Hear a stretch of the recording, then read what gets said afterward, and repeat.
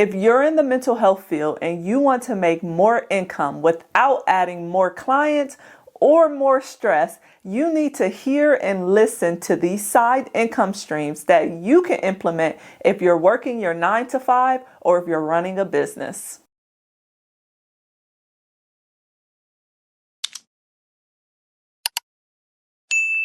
Hey guys, welcome back to my channel. My name is Shan. I'm a licensed mental health therapist, private practice owner, and digital creator. If you are new here, as I like to say, come on in, come on in. Make sure you like, comment, and subscribe if you enjoyed today's video.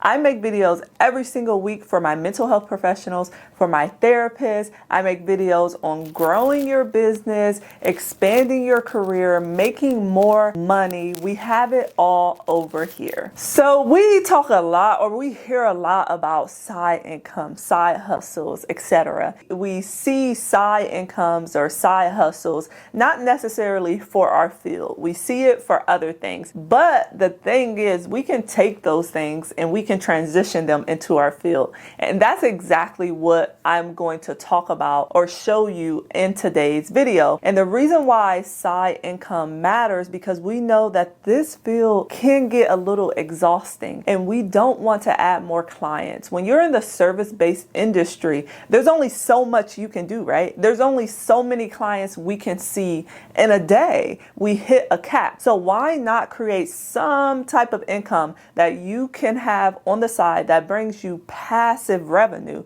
or that just brings you revenue in general that doesn't burn you out too quick? So we want to make sure that we don't hit that cap when it comes to burnout. We have flexible and sustainable income outside of our jobs or outside of the therapy room that we can depend on as well, because things happen. Sometimes you're not able to show up to work. Sometimes you may not be able to see any clients. So it's like, what else do we have to be able to continue to maintain? And that's exactly what I want to talk about and teach you in today's video. I just want to expand your mind a little bit about what we can do as mental health professionals or being in the healthcare field. Side income number one, my favorite, the one that took off for me and I wasn't even expecting it to do this well. Digital product. There was like a boom at one point in time when it came to digital products, and then it kind of slowed down, but there was never a boom when it came to our field, because we have so many people that are looking for mental health resources online, and not just clients or not just the general population, but other mental health professionals like you, like me. I remember when I worked inpatient and I was running groups, I was always looking for worksheets, and there was nothing but outdated worksheets, stuff that I didn't want to use. And I was Googling worksheets for this, worksheets for that, to be able to use with kids and just adult groups, or to give clients for homework. People are literally searching platforms looking for these resources, and the free ones normally aren't enough. So I decided to capitalize on digital products. I seen other fields doing it, and I was like, I can take this and I can bring it over to my field, to my niche. And I made my first digital products, and it took off, and it inspired me. I said, I got to make another one. I got to make another one.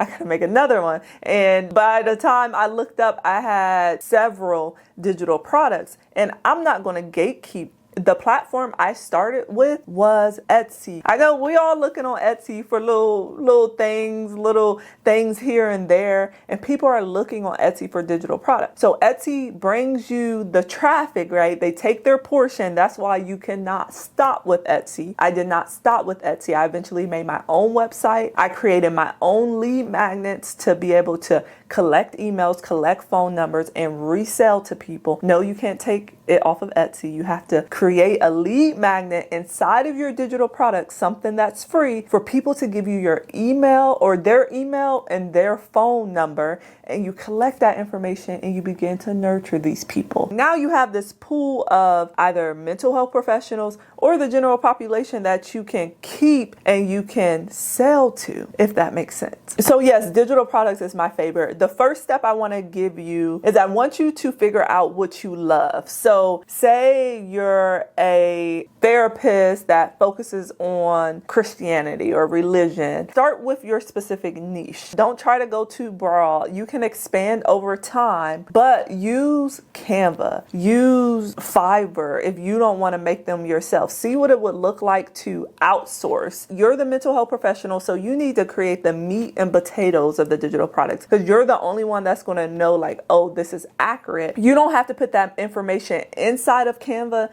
You can hire someone to do that for you. Work smarter, not harder. So that is my first side income stream. I literally make money while I'm sleeping. I get order after order and they're low cost. So I price mine low. You have some people who price theirs higher. I have a lot of them, so I can afford to price them low. And I just get sale after sale. And I took my digital products and then I made a membership specifically for individuals who are looking for worksheets for their groups. And I also want to plug in, because I completely forgot to plug this in at the beginning, but as you are listening, the private practice blueprint that we launched just recently, I go in depth and I teach you all about side incomes and all about expanding your impact and your income outside of the therapy room or outside of wherever you want to take it outside of. So I teach you how to build a private practice, a sustainable private practice that does not solely rely on seeing clients, but also we can start to implement what it looks like once you build your private practice to make income outside of the therapy room. I'm so excited about this community because you get to work side by side with me. I answer your questions inside of the community. There's a course inside of the community so you can walk through A through Z. Once you get finished with the course and as you're building your business, you get real feedback. We have monthly Q&A so you're not on your own. So you just don't buy something and you're like, okay, what's next? Now I have to Google this. What I know is what I give you. So the private practice blueprint is growing and we are so excited to have mental health professionals inside, those that want to take hold and take control of their career. So make sure you check it out. It's linked down below in our description and it is on sale right now for our founding members. So members who are initially joining, but that price is going to go up.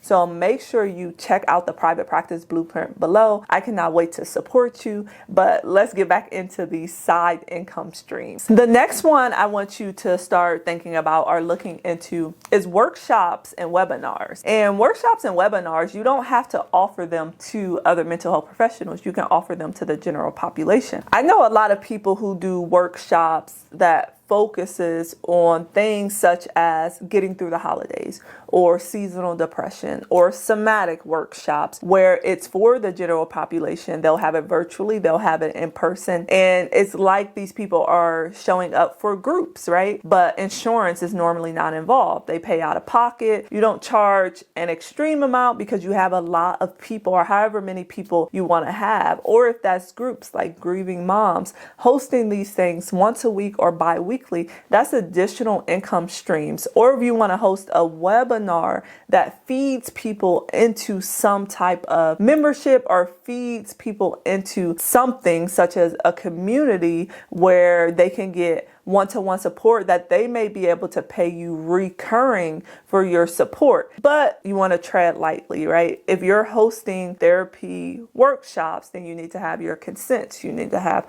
all of that in place as if they're coming in and they're your client. You're just doing self-pay instead of insurance. Or if you want to do insurance, you can do that too. But if you're hosting workshops, that's more for like coaching and that's really not the therapy side of things. You need to make sure you make that clear as you're offering these things to the general population. You can also do workshops and webinars for other therapists or other mental health professionals. So I know a lot of mental health professionals who are coaches and they help mental health professionals or therapists or social workers, counselors grow their brand, if that's online, to be able to make additional income. So they may already have a business and they're looking at expanding. They may have no business at all and they're starting from scratch. As I mentioned, the private practice blueprint, that's my workshop, or that's my community where I'm really trying to help people who want to make more and they don't want to be on this hamster wheel of burnout. So that is another offer that you can have for people who are looking to attend these webinars or looking to attend these workshops. The next thing is consultation. I really like consultation, and I am actually launching something for people who are not exactly, they don't want to start a private practice, or maybe they already have a private practice. They just want consultation like this on,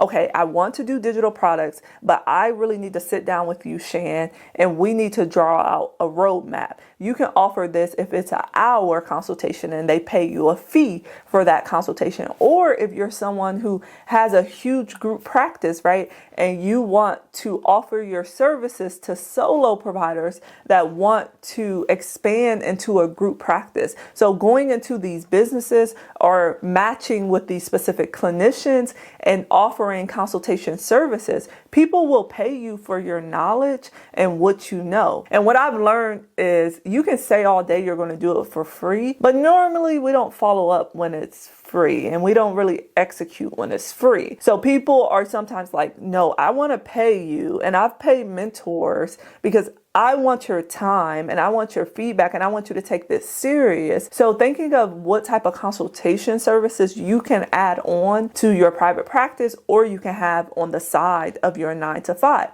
So that's my other additional income stream. I think that's number 3. Number 4, clinical supervision, if you have the license for this. So I know here in Ohio, we have the little S behind our credentials that recognizes us as supervisors. So being able to supervise the next generation that comes in, and you can do this off on the side. Hey, I'm starting a supervision group for up and coming social workers, counselors, whatever profession you are in, psychologists, to be able to get your hours just like you had to do to get your hours. Of course, if you have that designation to be able to supervise, and you can charge that rate, and you can do group settings or you can do one-to-one if one-to-one is something that you want to do. But this is something you can do once a week off on the side, charge $25 to $50 for the group settings or more, depending on what the rate is going for in your state. And of course, we know the individual sessions will be a little bit higher than that. And depending on the licensure, I know there's caps on how many people can be in a group, I believe,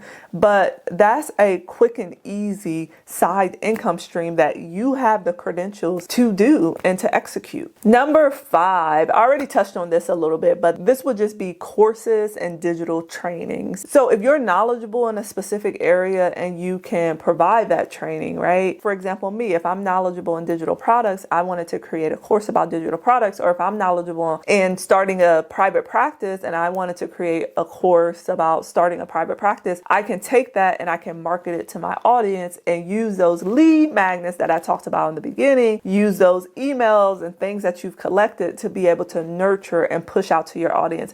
If you guys aren't collecting emails and phone numbers when you're pushing out these offers, or when you're trying to grow and expand, then you're doing it wrong. What do they say? They say someone has to see something 7 times before they buy. So you need to be nurturing your audience. You need to be getting some type of marketing system to be able to push out those emails, push out those text messages, those email and text that's offering value as well. You don't want to be too salesy. You want to offer value too. Number 6 would be affiliate marketing. I am starting to love affiliate marketing. There are a lot of platforms that will give you money for every user that signs up. I don't know if you guys see all these people like promoting things from Amazon. They say comment this word to receive a DM. They get money from that if you haven't caught on by now, which I'm sure you have caught on. So being able to connect with these brands, and probably the easiest one is Simple Practice. If you're big on social media or you have some type of product that you offer, maybe therapists, using affiliate marketing to be able to get pieces of money or pieces of income every time someone signs up, or even every time someone pays for that system. So begin thinking about what affiliate marketing can can look like for you. And this is just so you can add it like small pieces inside of the larger things that you're already doing. It's like, why not make a little bit more income if I can add the small things like affiliate marketing inside of projects that I already have or things I'm already selling. Number 7 is paid partnerships with content. I know a lot of you guys don't want to step out of your comfort zone and you don't want to do content, but there's money out there because these brands are looking for individuals who have something that they're selling to an audience. They're really no longer looking for influencers that are just going to Pilates or drinking coffee or doing that. They're looking for influencers with an audience that they can sell their product to. So they want you to have some type of audience. And these mental health brands, like, they are out here looking for us, but we have to put ourselves out there. You can gain partnerships. I've gained partnerships with brands that it's like, okay, we want this amount of videos each month. We want you to push out this type of content. And it's like, you paying me now to show up on this app? I'm going to show up on this app. I don't care who looking at me, but that takes work to get there, right? But that is definitely something you should think of. Like, what can I also be building as I'm building my main foundation to be able to make me income in the future? And my last one, number 8, is speaking. So speaking is one that I try to shy away from, but I'm noticing that I can't because obviously I'm showing up on platforms such as this. But speaking at being a keynote speaker or being on panels, maybe starting with panels if you want to get comfortable, and then growing your speaker sheet so you can offer it to people. But if you're like, I want to hop into speaking, and speaking is something that I want to do, that's an amazing side hustle because most of the times events are held on weekends, right? So if you are working your 9 to 5 or if you are running your business,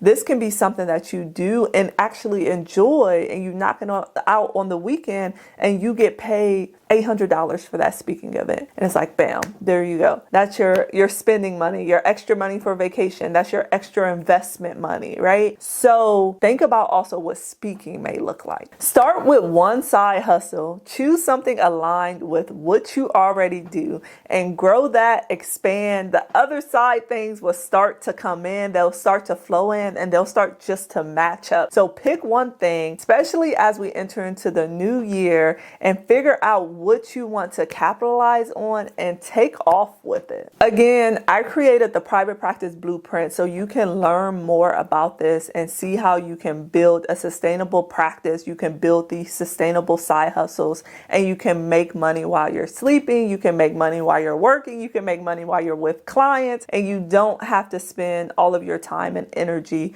doing one-to-one because, like I said, there's a cap that we hit. So if you want to learn more about the private practice blueprint, just go ahead and head down to the description, and I would love to support you on the journey that you are on. If this was helpful, please make sure you subscribe for more content. Leave a comment below if you have any additional questions, and I'll catch you guys on next week's video.